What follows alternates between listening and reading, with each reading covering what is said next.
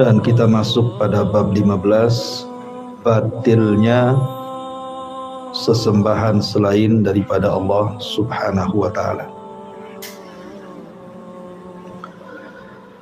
Allah Subhanahu wa ta'ala berfirman di dalam surah Al-A'raf ayat 191 dan juga 192. A'udzubillahi minasyaitonirrajim. Bismillahirrahmanirrahim. Ayusyrikuna ma la yakhluqu syai'an wa hum yukhlaqun wa la yastati'una lahum nasran wa la anfusahum yansurun. Apakah mereka mempersekutukan Allah dengan berhala-berhala yang tidak dapat menciptakan satu apapun, sedangkan berhala-berhala itu sendiri buatan manusia. Berhala-berhala itu tidak mampu memberi pertolongan kepada penyembah-penyembahnya, dan juga tidak bisa memberikan pertolongan kepada dirinya sendiri. Taib. Di sini Allah Subhanahu wa ta'ala ingin menjelaskan kepada kita tentang rendahnya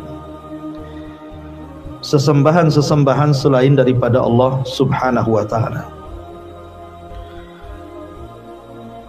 Makanya di sini Allah Subhanahu wa ta'ala menyinggung, apakah mereka mempersekutukan Allah dengan berhala yang tidak dapat menciptakan satu apapun. Dari sini ada pendalilan bahwa zat yang harus disembah dialah yang menciptakan kita. Kenapa kita menyembah Allah? Karena Allah lah yang menciptakan kita, yang menciptakan langit dan bumi, yang menciptakan alam semesta, yang menurunkan nikmat-nikmatnya kepada kita, yang menghidupkan dan mematikan kita. Itu sebabnya kita sembah Allah. Lah sekarang kalau seandainya ada sesembahan selain daripada Allah, baik itu batu yang padat-padat, pohon dan yang semacamnya, ataupun jin, syaitan dan yang semacamnya, atau manusia-manusia dan yang sejenisnya, mereka kan tidak bisa menciptakan. Kita saja bukan diciptakan batu atau yang lainnya. Pantaskah zat yang tidak bisa menciptakan disembah? Logikanya seperti itu. Batu, kan ada orang yang nyembah patung, batu yang dipahat. Ada juga orang yang menyembah pohon, kan itu ya, atau yang semacamnya. Kalau kita tanya kepada orang yang nyembah batu sama pohon itu, apakah batu dan pohon ini yang menciptakan kamu? Pasti jawabnya tidak, nggak mungkin, gila lah dia menunjukkan dia yang menciptakan saya. Dia sendiri diciptakan orang itu. Sehingga zat-zat yang tidak sanggup menciptakan sudah barang tentu tidak pantas disembah. Makanya zat satu-satunya yang pantas disembah itu adalah yang menciptakan. Kalau dia menciptakan, memberikan rezeki kepada kita, ya sudah layak kita sembah zat tersebut, karena dia yang menciptakan kita. Di sini ada sindiran, karena di zaman jahiliyah itu, Bu, ada sesembahan itu macam-macam. Ada sesembahan namanya Nailah. Nailah itu nama perempuan, ya. Kemudian laki-lakinya disebut Saif dan Nailah. Saif dan Nailah ini dulunya berzinah, Bu, di dalam Ka'bah. Kemudian dikutuk jadi batu. Kemudian setelah dikutuk jadi batu, kemudian oleh orang-orang jahiliyah ketika itu yang masih menghormati Ka'bah, Diletakkanlah kemudian patung ini, yang satu di Safa, yang satu di Marwah. Awalnya diletakkan supaya jadi ibrah, pelajaran saja, Saifah dan Nailah ini, supaya orang-orang jangan melecehkan Ka'bah. Kalau melecehkan Ka'bah, nanti jadi kayak orang ini dikutuk jadi batu. Tetapi lambat laun, karena ditenggerkan di Safa dan Marwah sebelum datang Islam, oleh generasi yang tidak paham maksud diletakkan patung itu di situ, malah disembah pula. Kan gitu ya, akalnya di mana coba kan? Itu kan orang yang berzina kemudian dikutuk jadi batu, kemudian diletakkan di Safa dan Marwah, belakangan disembah. Jadi kan menyembah orang fajir namanya ya, orang yang fasik, orang yang berzina jadi batu disembah. Coba kan, akalnya di mana? Belum lagi kemudian ada sesembahan namanya Hubal. Itu sesembahan yang dibawa dari Syam oleh Amr ibn Luhai. Kemudian datang lagi ada Lata, ada Uzza, ada Manat, macam-macam sesembahan orang-orang jahiliyah itu. Ada yang berbentuk batu, ada yang berbentuk pohon gitu ya. Nah di sini Allah Subhanahu wa taala menyinggung, ayusyriku ma la yakhluqu syai'an wa hum yukhlaqun. Apakah mereka mempersekutukan Allah dengan berhala-berhala yang tidak dapat menciptakan apapun? Makanya dalam ayat yang lain, dan ayat ini sebagai jalan hidayah bagi seorang sahabat namanya Zubair ibn Mut'im. Ada sahabat namanya Zubair bin Mut'im, itu dendam sama Nabi, Bu, gara-gara paman-pamannya mati di perang Badar oleh kaum muslimin. Jadi Zubair bin Mut'im ini berazam untuk membunuh Nabi dengan cara pengecut. Berangkat dia dari Mekah ke Madinah, menutup wajahnya dengan pedang terhunus, dan dia ingin membunuh Nabi sedang sholat. Menunggu Nabi sedang sholat, nanti mau ditikam dari belakang. Ketika sampai Zubair ibn Mut'im ini ke Madinah, Nabi sedang sholat maghrib bersama para sahabatnya. Lah ketika Nabi sholat maghrib itu, Rasul membaca Al-Fatihah, kemudian membaca surah Toha. Lah salah satu ayat dalam surah Toha itu pula yang menyebabkan Zubair bin Mut'im masuk Islam, karena ayat itu menyinggung sesembahan orang-orang Quraisy. Gimana bunyi ayat itu? Allah Subhanahu wa taala mengatakan, ayakhluquna syai'an wa hum yukhlaqun. Apakah berhala-berhala itu diciptakan dari segala sesuatu?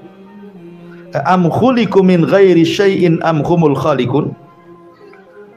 Apakah mereka diciptakan dari segala sesuatu, ataukah mereka menciptakan diri-diri mereka sendiri? Am khalaqus samawati wal ard bal la yuqinun. Ataukah justru berhala-berhala itu yang menciptakan langit dan bumi, bahkan orang-orang musyrik sendiri nggak yakin dengan keyakinannya. Di sini Allah menyebut tiga kata, am khuliqu syai'an am humul khaliqun. Satu, apakah berhala-berhala yang disembah orang-orang musyrik itu khuliqu, diciptakan dari segala sesuatu, mungkin dari batu, mungkin dari pohon, dari kayu gitu. Am humul khaliqun, ataukah tercipta begitu saja, tahu-tahu ada, tahu-tahu muncul, tidak tahu siapa yang menciptakan, ujug-ujug ada saja gitu. Ataukah justru mereka yang menciptakan langit dan bumi, bahkan orang musyrik tidak yakin dengan keyakinannya. Pertanyaan ini harus dijawab oleh orang-orang musyrik. Apakah seperti Lata, Uzza, Manat itu diciptakan dari segala sesuatu? Jawabannya harus iya. Karena sebagian berhala itu diciptakan dari batu, diciptakan dari pohon, dibentuk dari batu dan pohon. Berarti kalau dibentuk, diciptakan, berarti dia bukan zat yang pantas disembah. Dia sendiri ciptakan, bukan menciptakan. Kan gitu ya. Atau pertanyaan yang kedua, am khuliqu min ghairi syai'in am humul khaliqun am humul khaliqun, ataukah mereka tercipta dengan diri mereka sendiri? Tahu-tahu patungnya ada, tidak mungkin, karena mereka sendiri yang memahatnya, mereka sendiri yang menebangnya, mereka sendiri yang mengukirnya. Berarti mustahil tidak begitu ada, ujug-ujug ada, pasti ada yang menciptakan. Ataukah justru mereka menciptakan langit dan bumi? Mustahil juga, mereka sendiri cipta, mana mungkin menciptakan yang lainnya gitu ya. Makanya 3 soalan ini menjadikan Zubair bin Mut'im masuk Islam. Nggak jadi dia menghunus pedang, dimasukkan lagi pedangnya ke sarungnya. Kemudian dia berpikir, oh betul juga lah ya, sesembahanku yang ada di Mekah itu Lata, Uzza, Manat, ini nggak benar nih. Nah, dari situ Zubair bin Mut'im tidak jadi membunuh Nabi. Malah habis sholat maghrib dia datang ke hadapan Rasul, tiba-tiba bersyahadat, asyhadu an la ilaha illallah wa asyhadu annaka Rasulullah. Lihat ya.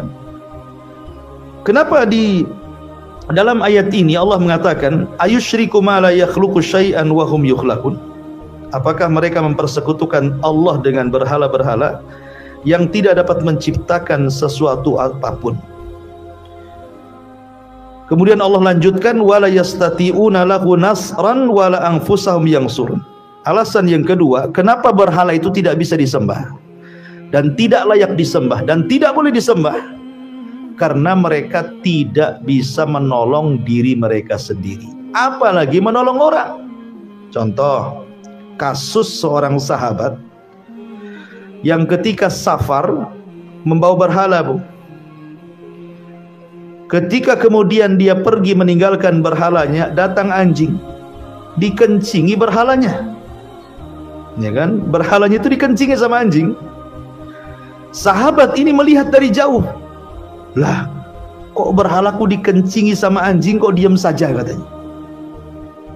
Jelas-jelas anjing itu najis, kencingnya bau kan itu. Kok mau dia dikencingi sama anjing? Harusnya kan minimalnya dia ngelakkan gitu ya. Atau dibunuhlah anjingnya. Kurang ajar pula, masa berhala dikencingi oleh anjing itu ya. Dari situ dia memikirkan selama ini bahwa berhalanya itu memang bukan zat yang pantas disembah. Dia sendiri tidak bisa nolong dirinya, apalagi orang lain. Kemudian kasus juga di zaman sahabat ada namanya Amr ibn Jamuh. Amr ibn Jamuh namanya. Amr ibn Jamuh ini masih musyrik, punya anak namanya Mu'ad bin Jamuh. Anaknya masuk Islam duluan karena anaknya ini berkawan dengan Mu'ad bin Jabal. Jadi dapat hidayah.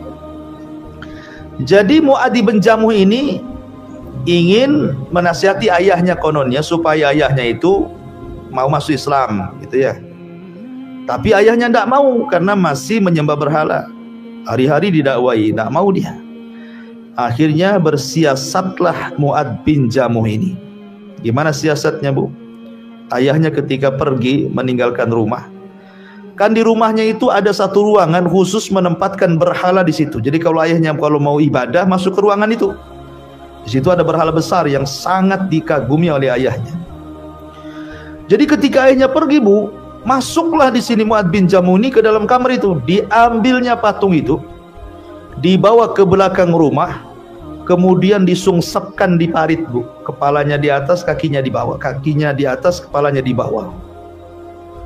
Kemudian pergi dia. Sebentar kemudian ayahnya datang. Kagetlah sesembahannya kok ada di parit. Akhirnya kemudian dia pun sedih, diangkatnya lah Tuhannya itu.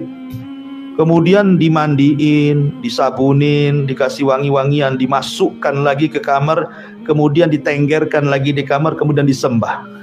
Coba akalnya di mana, bukan? Ini Tuhannya kok ada di parit gitu ya. Akhirnya kemudian tidak juga cerak. Besoknya digituin lagi sama anaknya. Ketika bapaknya Amr bin Jamuh pergi, Mu'ad bin Jamuh datang lagi.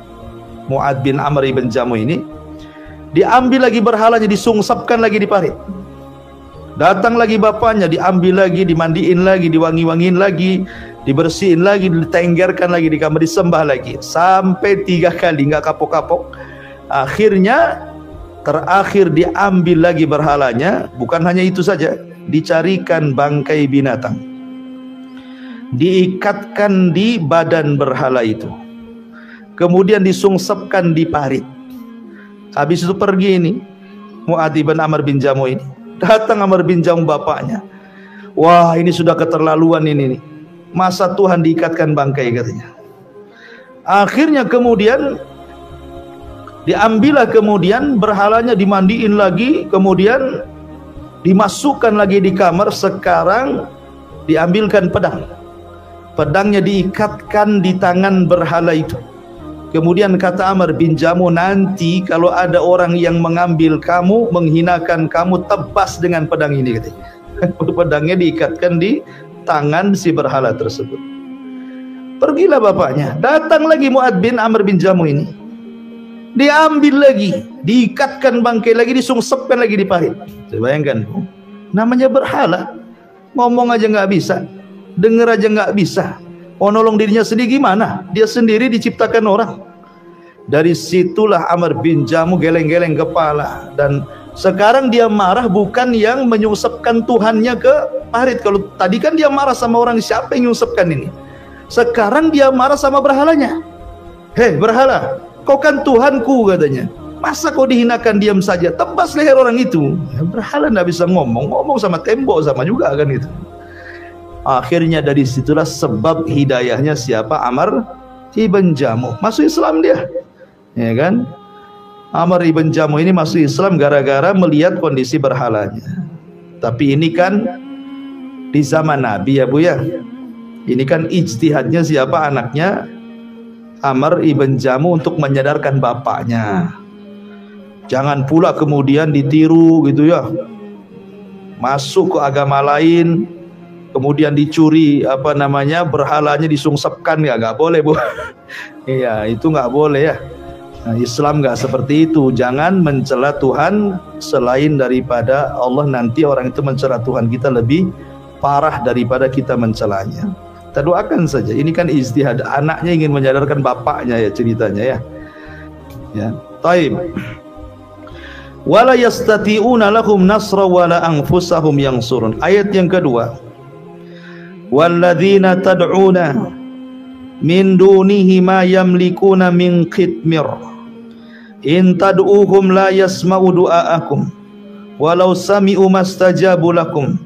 Wa yaumal qiyamati yakfuruna bisyirkikum wa la yunabbi'uka mithlu khabir. Al-Fatir 14 dan 14, 13-14.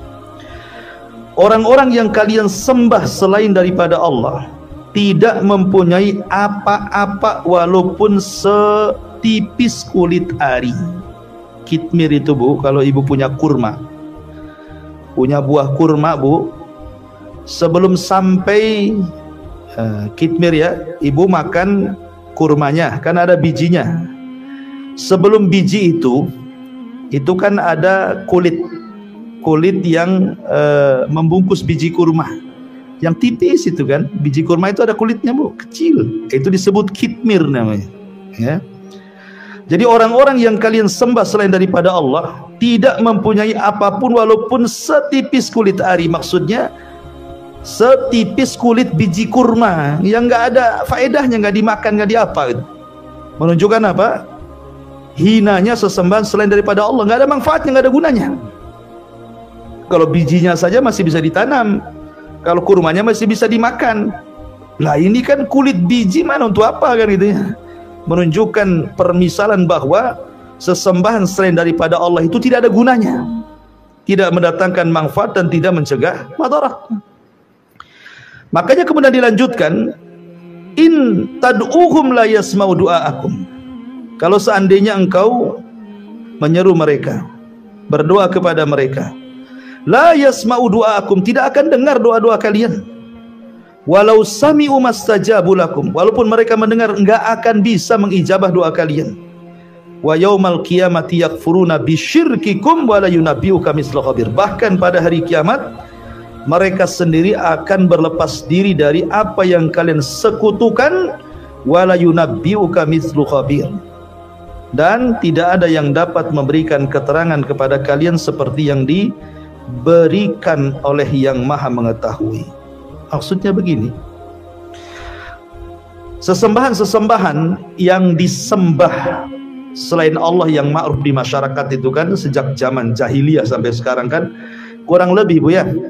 Ada yang nyembah benda-benda padat seperti batu aki gitu kan, pohon, kemudian macam-macam lah orang-orang yang suka dengan klinik-klinik itu kan. Ataupun sebagian mereka menyembah jin, menyembah setan, ya kan? Ataupun sebagian mereka ada yang menyembah bintang, bulan, matahari gitu. Ataupun ada yang menyembah malaikat seperti orang jahiliyah menyembah malaikat tuh. Ada juga yang kemudian menyembah kuburan-kuburan. Ya, patung-patung orang soleh seperti di zaman Nabi Nuh. Ya.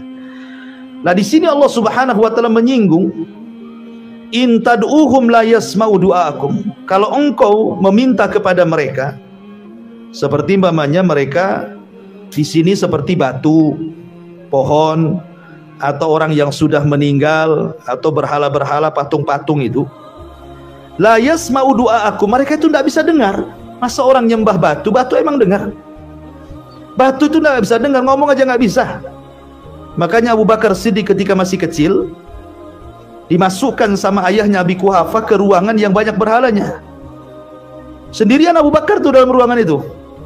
Kemudian Abu Bakar yang masih kecil ngomong sama berhala-berhalanya dan mengatakan, wahai berhala, engkau kan Tuhan, aku pengen punya baju bagus, tolong belikan. Aku pengen makan, tolong sediakan. Aku pengen minum, tolong hadirkan. Aku pengen ini, tolong itu. Minta semua sama berhala. Ditunggu 10 menit sama Abu Bakar. Gak juga ada depannya. Gak ada baju, gak ada makan, gak ada minuman. Marah Abu Bakar ini. Ambil tongkat, dipentungi berhala itu. Ya, itu Abu Bakar masih kecil tuh. Ya kan? Dan ini juga terjadi kepada Ibrahim alaihissalam kan. Ibrahim itu kan masuk ke patung-patung Namrud, dihancurkan berhala-berhala itu. Ketika ditangkap, kemudian diinterogasi, a'anta fa'alta bi'alihatina ya Ibrahim, kau ya yang melakukan Ibrahim? Kata Ibrahim, enggak, yang melakukan tuh patung yang gede, palunya ada di situ katanya kan. Mereka mengatakan, ya Ibrahim, macam mana aku akan tanya berhala itu? Berhala itu kan tidak bisa ngomong katanya. Mereka sendiri yang ngomong begitu, tidak bisa bicara. Berarti kalau tidak bisa bicara, macam mana dia akan mengabulkan permintaan orang? Jadi tidak mungkin benda-benda padat seperti di zaman jahiliyah ada Lata, Uzza, Manat, Khubal, Saif, Nailah dan yang lainnya, mereka tidak bisa mengabulkan. Ya. Oke lah, sekarang mereka bisa dengar. Orang-orang yang kita sembah selain Allah itu bisa mendengar. Contoh jin, setan gitu ya. Ataupun orang-orang yang ngaku dirinya mampu dengan ilmunya menyingkap kegaiban seperti dukun-dukun, bomo-bomo, paranormal, apalagi namanya. Ya. Oke lah, mereka dengar. Yang kita minta mereka dengar. Apa katanya? Walau sami'u, seandainya mereka dengar, mastajabu lakum. Mereka lo tidak bisa mengijabahi permintaan kamu. Setan tidak bisa mengijabah, jin tidak bisa, iblis tidak bisa, dukun tidak bisa. Tidak bisa kita minta kepada mereka itu. Maka jangan tertipu dengan ucapan dukun. Mereka itu tidak memiliki rububiyah sedikit pun. Ya. Idza sa'alta fas'alillah, kalau minta-minta kepada Allah, ngapain datang ke dukun, datang ke kuburan, datang ke setan, datang ke jin? Tidak perlu. Mereka tidak bisa mengabulkan keinginan kita.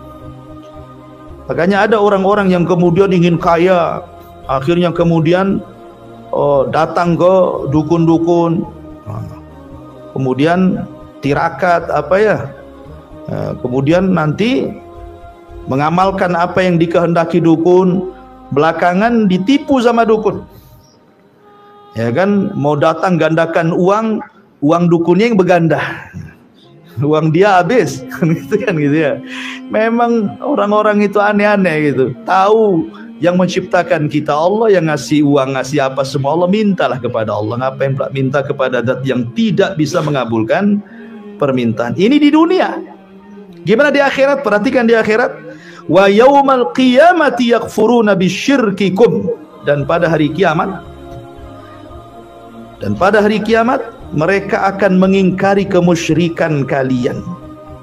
Makanya Allah Subhanahu wa taala berfirman di dalam surah Al-Baqarah, ittabarra alladzina tubi'u minal ladzina taba'u wa ra'awul adzab wa taqatta'a bihimul asbab.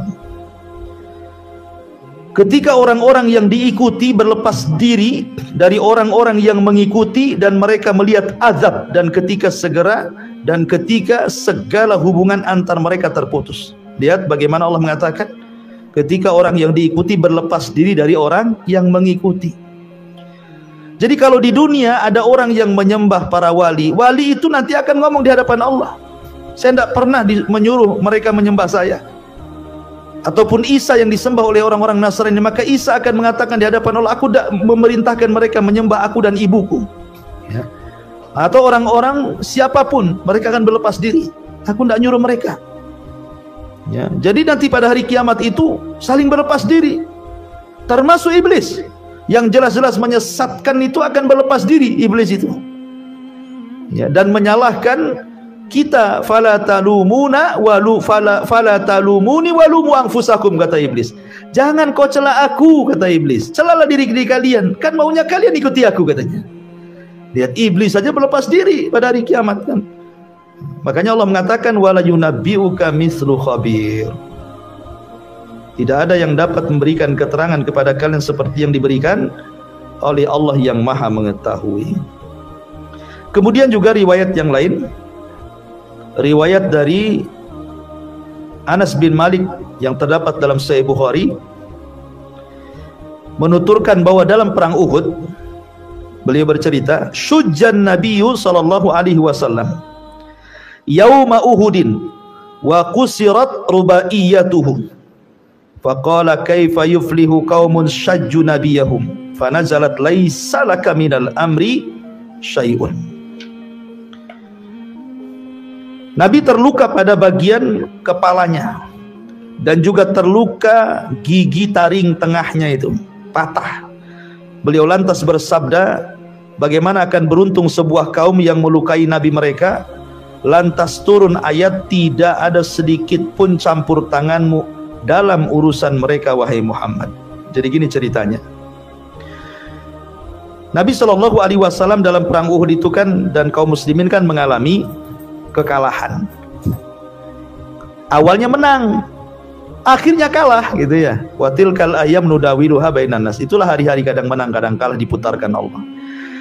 Jadi ketika awal kekalahannya begini, Nabi itu meminta 50 pemanah untuk tinggal di Bukit Ainain dan jangan turun apapun kejadiannya. Pokoknya tugas mereka hanya manah dari atas. Akhirnya Rasul menyerang dari bawah, pemanah sudah siap-siap dari atas. Di awal peperangan menang tuh, kaum musyrikin kocar kacir, korat karit, tunggang langgang, nggak ada lagi yang di tempat, lari semua. Rupanya siasatnya orang musyrik. Ketika mengalami kekalahan, para pemanah ini sudah diwanti-wanti jangan turun apapun terjadi.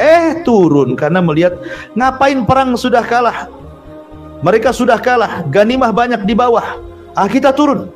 Hanya tersisa 1-2 sahabat pemanah itu, yang lainnya ikut turun semuanya karena melihat ghanimah harta rampasan perang yang ada depan mereka. Sementara musuh sudah tunggang langgang. Rupanya siasat Khalid bin Walid.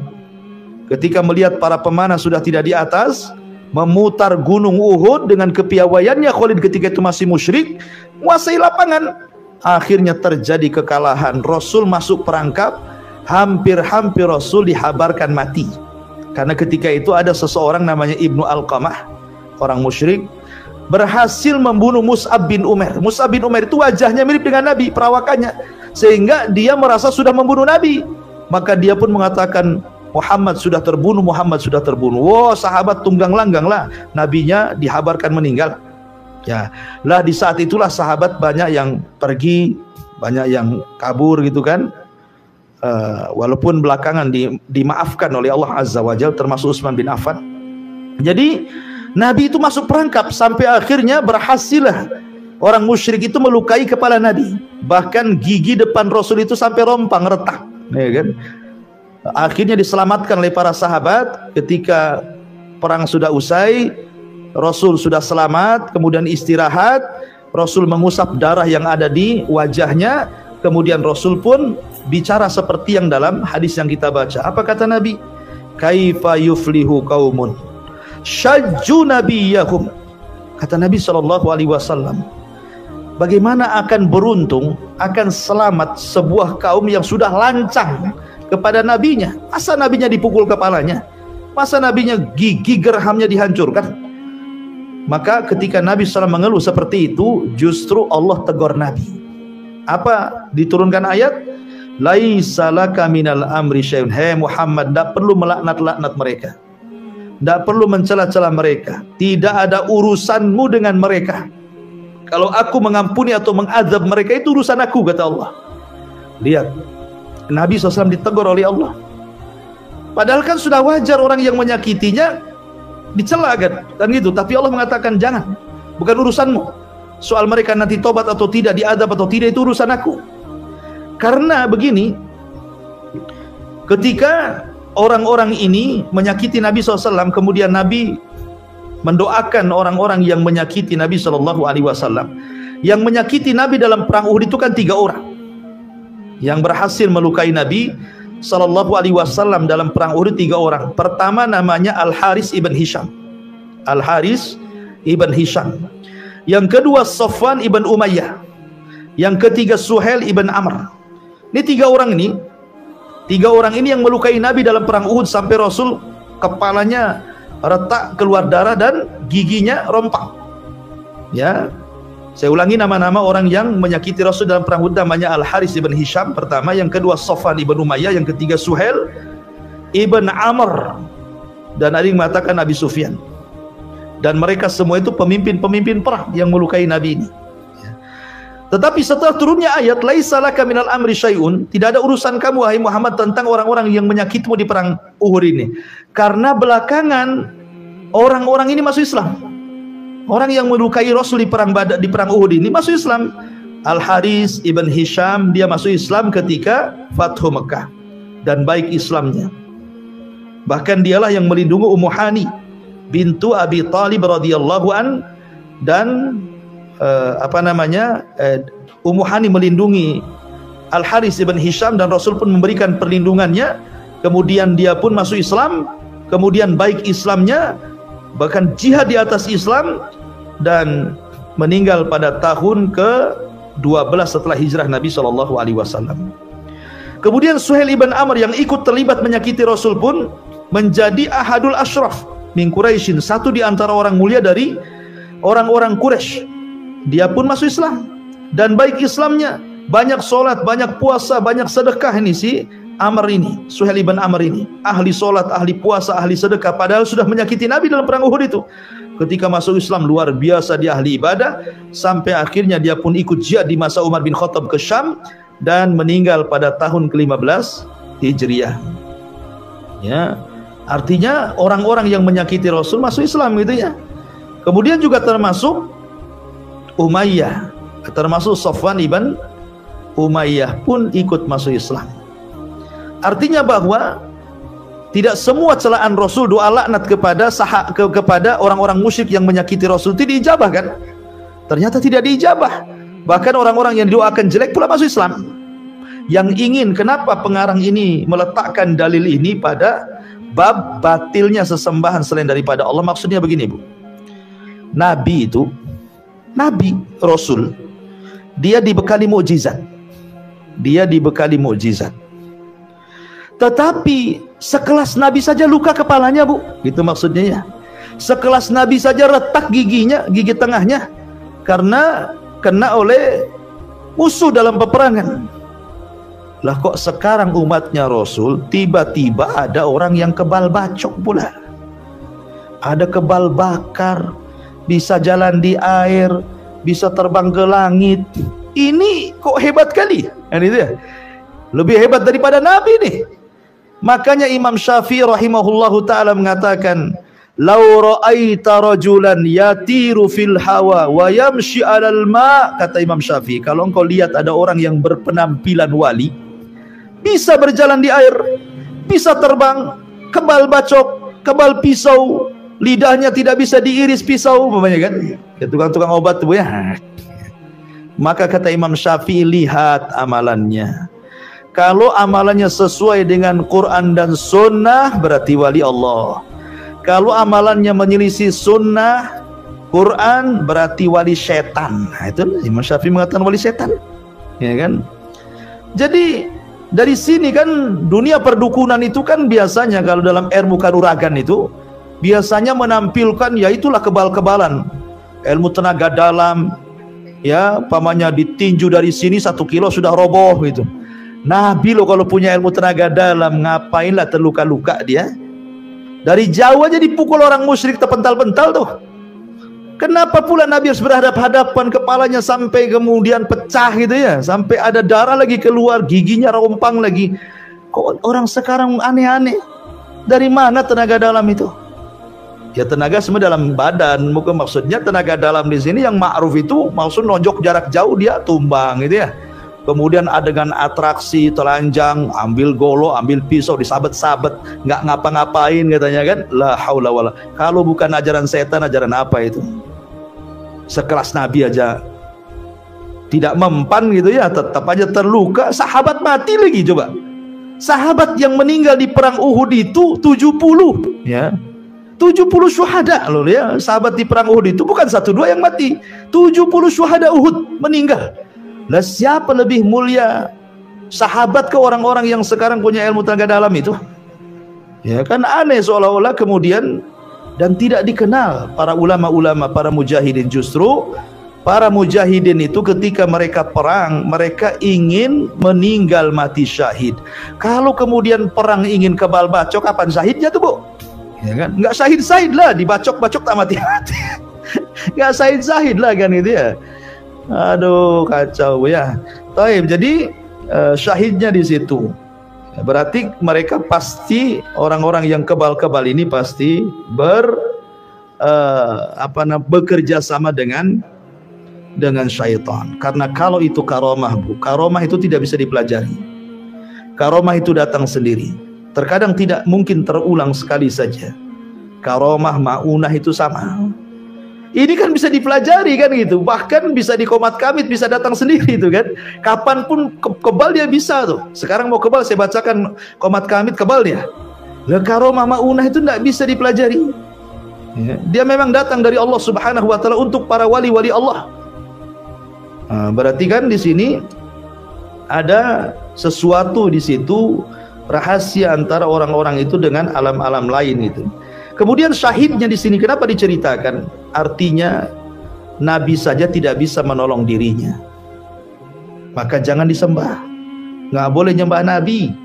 Nabi saja tidak bisa menolong dirinya. Dia pun kalau dia tahu dia akan kalah di perang Uhud, saya kira Nabi nggak akan perang di perang Uhud kan. Pasti dia sudah tahu nih, kita akan kalah di perang Uhud, nggak usah perang dulu, nanti kita cari strategis lagi. Tapi kan Rasul sudah tahu yang gaib, ya kan, berangkat aja ke Uhud, tawakal Allah, ternyata kalah kan gitu. Nah, Nabi saja tidak tahu yang gaib, Nabi saja terluka, tidak bisa melindungi, maka sekelas Nabi saja bukan sesembahan. Nabi itu sama dengan kita manusia, cuman dia Nabi, jangan didustakan, dia hamba, jangan disembah. Makanya di dalam Al-Quranul Karim Allah Subhanahu wa ta'ala berfirman nih, innal ladzina tad'una min dunillah ibadun amsalukum. Sesungguhnya berhala-berhala yang kamu seru selain Allah itu adalah makhluk sama dengan kalian. Pamannya nih, ada orang yang datang ke kuburan, kemudian meminta jodoh di kuburan, ya, kemudian meminta rizki di kuburan, ingin lancar usahanya di kuburan, pokoknya serba ke kuburan, mau ujian saja biar naik datang ke kuburan gitu ya. Kemudian juga ibu mau buka usaha online datang ke kuburan gitu ya. Kuburannya online lagi, lihat di internet ya, serba online. Lah orang-orang yang dikubur itu Allah katakan apa? Ibadun amsalukum, mereka hamba Allah juga. Yang di kuburan itu hamba Allah sama dengan kita. Walaupun mereka para wali, walaupun mereka para nabi gitu ya. Ya, cuman bedanya mereka lebih mulia dibandingkan kita saat hidupnya dan saat kematiannya. Tetapi mereka tidak diberikan rububiyah Allah. Ya, semasa hidupnya saja mereka tidak diberikan rububiyah Allah. Ya, Nabi tidak bisa disuruh turunkan hujan, dia turun hujan, tidak bisa kan? Tetap saja kalau minta hujan kepada Allah. Nabi tidak bisa suruh numbuhkan tumbuh-tumbuhan. Dia aja melarang orang Madinah supaya jangan sibuk mengawin-ngawinkan unta. Akhirnya hasilnya merosot. Kemudian para sahabat datang, orang Ansor kepada Rasul, ya Rasul, setelah kami mengikuti saranmu, kami tidak mengawin-ngawinkan kurma-kurma kami karena ingin fokus ibadah. Sekarang panennya kurang nih, gimana nih Nabi nih? Kata Nabi, ya sudahlah, balik lagi ke kebun-kebun kalian, kawinkanlah kurma-kurma kalian. Antum a'lamu bi umuri dunyakum. Kalian lebih paham urusan dunia kalian gitu ya. Lah Nabi loh enggak punya rububiyah. Enggak bisa dia menghidupkan tumbuhan, menurunkan hujan, enggak bisa. Semua datang dari Allah. Apalagi para sahabat, apalagi para ulama gitu ya. Jadi kita datang ke kuburan itu ya cukuplah kita berdoa kepada Allah. Ziarah kubur itu untuk tadhkiratul maut, mengingat kematian, melembutkan hati, berdoa kepada ahli kubur, itu saja gitu ya. Ngapain minta-minta jodoh di situ? Ya, nggak perlu minta jodoh-jodoh di situ. Kalau minta jodoh itu cari macomblang, ya kan? Tolong carikan jodoh anak, nanti dicarikan tuh. Apa yang ke kuburan? Ya. Jadi ini hal yang perlu dipahami ya tentang masalah tauhid. Taib. Kemudian juga yang terakhir dalil beliau menyebutkan surah Asy-Syu'ara ayat 214, wa angdir asyiratakal aqrabin, berilah peringatan kepada kerabat-kerabat terdekatmu. Rasulullah SAW berdiri dan bersabda, ya ma'syara Quraisyin, atau kalimatan nahwa, ishtaru anfusakum la ugni ankum minallahi syai'an. Ya Abbas ibn Abdul Muttalib, la ugni anka minallahi syai'ah. Ya Safiyatu ammata Rasulillah, la ugni anki minallahi syai'ah. Ya Fatimatu binta Muhammadin salini mali min mali ma syi'ti la ugni anki minallahi syai'ah. Jadi Rasulullah SAW ketika turun surah Asy-Syu'ara ayat 214 ini perintah untuk berdakwah terang-terangan. Setelah 3 tahun Rasul berdakwah sembunyi-sembunyi. Ketika turun surah Al-Asy-Syu'ara ini berarti Rasul sudah ada perintah untuk terang-terangan. Lah pertama kali dakwah terang-terangan adalah mengumpulkan kerabatnya. Di kerabatnya dikumpulkan di Bukit Sofa. Kemudian Rasul berceramah tuh di Bukit Sofa itu. Orang-orang Quraisy katanya, selamatkan diri kalian, tebuslah diri-diri kalian dari siksa Allah dengan menyerahkan ibadah hanya kepada Allah.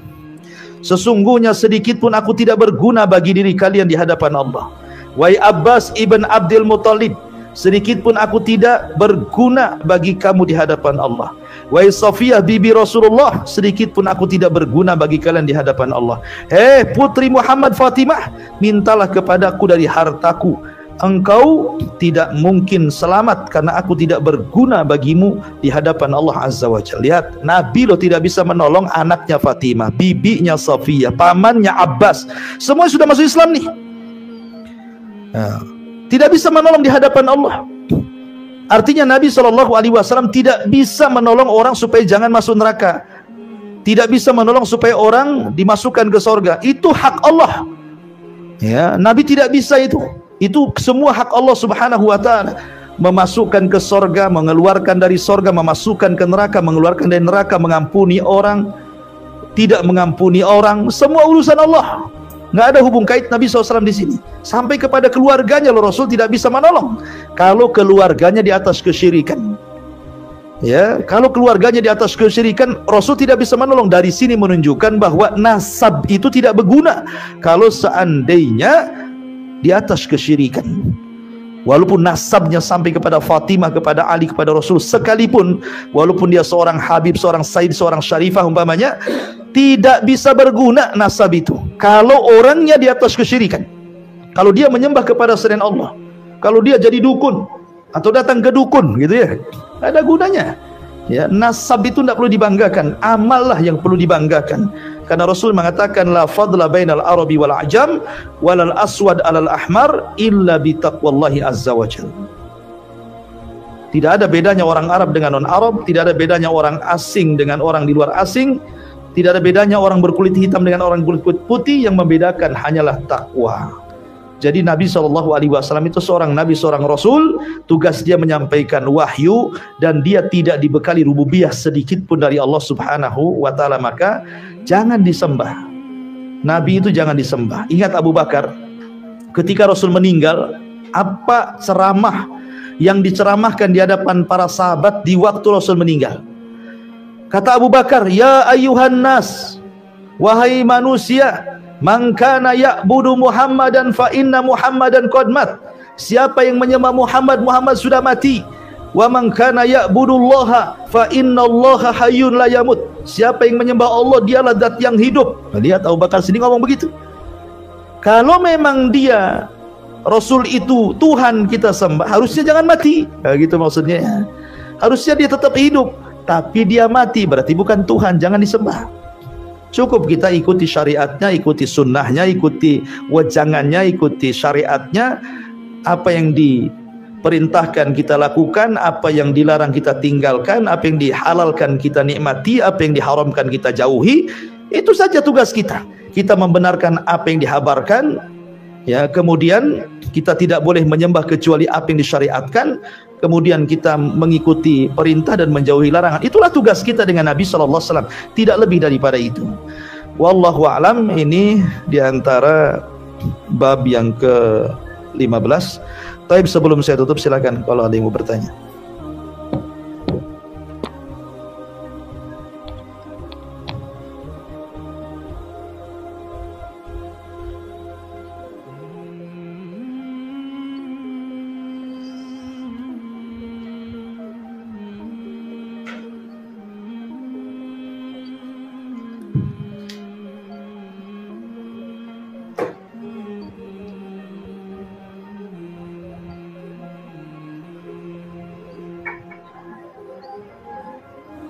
Ya. Assalamualaikum warahmatullahi wabarakatuh. Izin bertanya apa Ustaz? Ya. Mengenai Islam, tapi mungkin berfalsafah kejawen gitu. Itu seperti apa ketahuan atau iman Islamnya kepada Allah, apa posisi mereka gitu? Karena kami kemarin pernah berkesempatan gitu kan ke suatu daerah di bagian Jawa, bagian tengah gitu Ustaz. Jadi kami lihat orang itu ada sholat juga, puasa juga, tapi seperti campur aduk gitu dengan mereka betapa puasa pun puasa juga gitu, tapi ada yang mungkin ada yang apa gitu, ditambah lagi malah puasanya seperti itu. Kemudian apa? Dan mereka pergi kadang sholat, tapi mereka ada yang apa bolong-bolong, bahkan mereka cuma bilang eling gitu Ustaz gitu. Sholatnya sing penting eling gitu. Nah, itu Ustaz gitu. Jadi kami pun pernah berkenalan dengan orang seperti itu. Dia hidup zaman modern seperti ini. Jadi dia bilang kami bandingkan dengan orang yang sholat gitu kan Ustaz. Dia sampai sekarang bekerja di pemerintahan, dia tetap bagian bawah aja karena dia nggak mau ikut-ikut yang udah kalau proyek atau apa yang uang yang nggak jelas itu, karena dia tetap berpegang dengan prinsip mereka itu eling gitu, karena apa ya, entah percaya karma atau gimana gitu. Kita ada Ustaz itu, jadi saya tanyakan itu gimana posisi ketauhidan mereka, iman dan Islam, iman mereka terhadap Islam seperti apa gitu, karena mereka mencampur baurkan Islam tapi maaf gitu, nggak kejawen gitu. Iya. Ya, alhamdulillah. Islam ini agama yang datang dari Allah, diturunkan lewat Rasul Allah, disampaikan kepada umat manusia. Rasul yang diutus kepada kita adalah Nabi SAW dengan bekal kalamullah Al-Quran yang di tangannya. Allah Subhanahu wa taala berfirman, "Faman tabi'a hudaya fala yadhillu wa la yasqa." Siapa yang mengikuti petunjukku, maksudnya Al-Qur'an, dan mengikuti Rasul, maka tidak akan celaka dan tidak akan binasa. Nabi SAW bersabda, "Taraktu fikum amrayni ini atasamtum bihima falan tadillu abada, kitaballahi wa sunnati." Kutinggalkan kepada kalian dua perkara, kalau kalian pegang tidak mungkin sesat selamanya, Al-Quran dan Sunnah. Dari dua dalil ini, ayat dan Sunnah, menunjukkan bahwa pegangan dalam Islam itu harus kembali kepada dua pusaka, Quran dan Sunnah. Dan alhamdulillah keduanya sudah dijelaskan oleh para sahabat, para tabi'in, para tabi'ut tabi, dan para ulama pewaris para nabi sampai kepada kita mampu memahaminya. Artinya bahwa Islam itu sudah jelas. Kalau ada dalilnya Islam, maksudnya Quran. Kalau ada sunnahnya ya Islam, ya, dan dipahami oleh para ulama. Masalahnya gini Bu, sejarah Islam masuk ke negeri kita ini kan, Islam ini kan kalau kita melihat sejarah yang saya baca ya, mudah-mudahan tidak salah gitu, Islam ini kan datang belakangan lewat para peniaga, dari Yaman, ya dari mula-mula, dan dari beberapa tempat yang datang ke Indonesia dari para wali yang kita kenal di Indonesia. Ada Wali Songo, mungkin wali-wali yang lain yang kita tidak kenal kan. Sambil berniaga, sambil berdakwah, akhirnya Islam tersebar kemana-mana, gitu kan. Tetapi kan sebelumnya negeri kita ini kan pemahamannya aneh-aneh gitu kan. Kalau saya baca sejarah itu dulu pemahamannya masih animisme, dinamisme gitu ya, percaya dengan klinik-klinik dan yang semacamnya. Kemudian juga agama-agama sebelum Islam juga seperti yang kita ma'ruf, ada Hindu, ada Buddha yang dan semacamnya gitu kan. Itu kan keyakinannya berbeda dengan keyakinan kita. Kalau menurut pandangan kita agama mereka ya musyrik gitu ya. Sebagaimana ahli kitab Yahudi dan Nasrani menurut pandangan Islam kafir, walaupun mereka turun Taurat dan Injil tapi tidak mengakui kenabian kita, kenabian Nabi SAW mereka tidak akui. Makanya Allah katakan mereka kufur karena mereka tidak mengakuinya. Tetapi selain Yahudi dan Nasrani ya kita katakan ajaran mereka musyrik ya. Sehingga ketika Islam masuk ke negeri kita ini kan akhirnya bercampur dengan budaya-budaya mereka, gitu ya. Kita tidak alergi dengan budaya selama budaya itu tidak bertentangan dengan Islam. Tapi kalau budaya-budaya itu sudah bertentangan dengan Islam, apalagi sampai berbau kesyirikan gitu ya, budaya-budaya yang ma'ruf naruh sesajen pamannya di tempat-tempat keramat dengan sebuah keyakinan penunggunya itu akan mampu mendatangkan manfaat dan mencegah madarat. Dalam keyakinan umat Islam kan tidak boleh seperti ini, karena hanya Allah yang mendatangkan manfaat dan madarat ya. Sehingga kemudian ketika para wali ini kemudian berusaha menyebarkan Islam ke sana kemari, akhirnya kemudian orang-orang ini masih mencampur adukan Islam dengan budaya ya, mencampur adukan Islam dengan budaya. Akhirnya kemudian banyak budaya-budaya di luar daripada Islam dinasabkan kepada Islam, padahal bukan bagian daripada Islam, kan. Budaya-budaya ajaran luar masuk ke dalam Islam.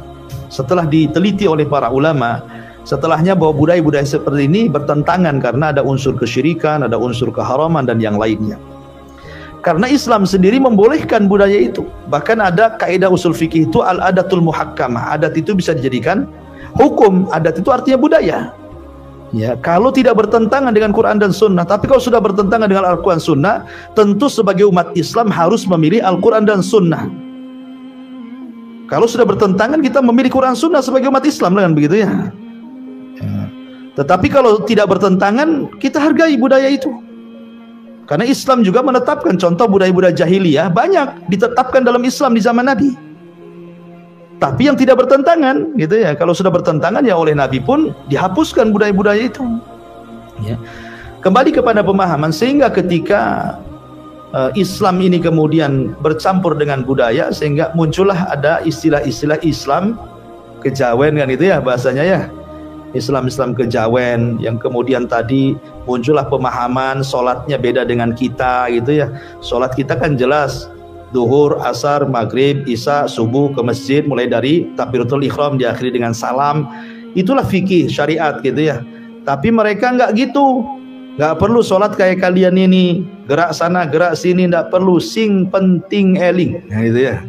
Yang penting eling. Kemudian lebih parahnya lagi berdalil pula dia. Dalilnya apa? Allah mengatakan dalam Al-Quran, wa'budullaha hatta ya'tiyakal yakin. Sembahlah Allah sampai datang keyakinan. Berarti kalau sudah yakin tidak perlu nyembah Allah. Nah, ini kok jadi begini pendalilannya ya. Ayat ini menjelaskan sembahlah Allah sampai mati. Yakin di situ artinya mati, bukan yakin yang kita pahami. Kemudian berdalil juga inna salata li dzikri. Salat itu kan untuk mengingat aku, supaya dia eling kepadaku. Kalau sudah eling tidak perlu salat lah. Jadi kok begitu kan? Orang yang paling eling itu Nabi. Orang yang paling ma'rifat itu Nabi SAW. Tapi Rasul pun salatnya tiap malam, wajibnya iya, sunnahnya diwajibkan bagi dia, sampai bengkak-bengkak pula kakinya gitu ya. Sampai Aisyah nangis, sudah ya Nabi berhentilah salat malam ini, karena Nabi mengatakan afala akuna abdan syakura. Jadi dari segi tauhid tentu kalau seandainya masih dicampur adukan Islam dengan ajaran luar, dengan budaya-budaya, apalagi sampai tidak melaksanakan sholat sebagaimana yang dipahami Nabi Shallallahu Alaihi Wasallam, berarti masalah akidahnya itu. Ya, akidah Islamnya bermasalah itu. Ya, berarti dia harus belajar lagi soal akidah, soal tauhid gitu ya. Karena bagaimanapun Islam itu kalau diambil dari sumbernya, ya, tentu akan jernih. Dan sumber Islam itu ada di Quran, Sunnah, dan pemahaman sahabat Nabi Sallallahu Alaihi Wasallam. Wallahu a'lam.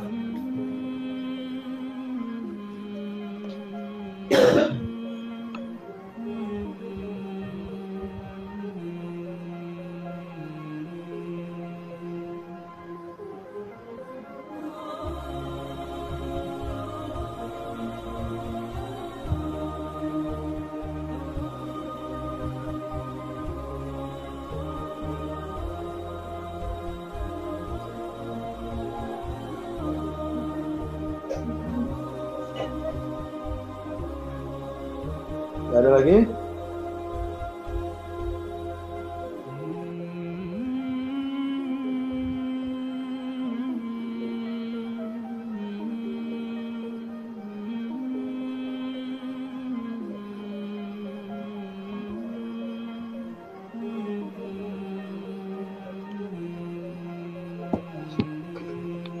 Ya, ini ada pertanyaan dari YouTube, ya kan? Pertanyaan dari YouTube apa nih? Hak Allah dalam pembagian ghanimah itu maksudnya gimana? Iya. Jadi tata cara pembagian ghanimah itu sudah diatur dalam Al-Qur'an. Anda bisa baca pada surah Al-Anfal ayat ke-41. Ya, itu disebutkan bahwa harta ghanimah itu dibagi menjadi 5 bagian. Seperlimanya itu menjadi hak Allah. Jadi hak Allah dalam harta ghanimah itu dikasih 1/5. Untuk apa seperlimanya itu? Ya, dibagikan kepada masalihul muslimin, ke baitul mal, ke zakat, untuk menolong fuqara wal masakin, dan begitu seterusnya. Itu yang dimaksud bagian kepada Allah Subhanahu wa taala. Wallahu alam, ini yang bisa saya sampaikan, mudah-mudahan ada manfaatnya. Subhanallah bihamdika, asyhadu an la ilaha illa anta, astaghfiruka wa atubu ilaik. Allahu ta'ala. Assalamualaikum warahmatullahi wabarakatuh.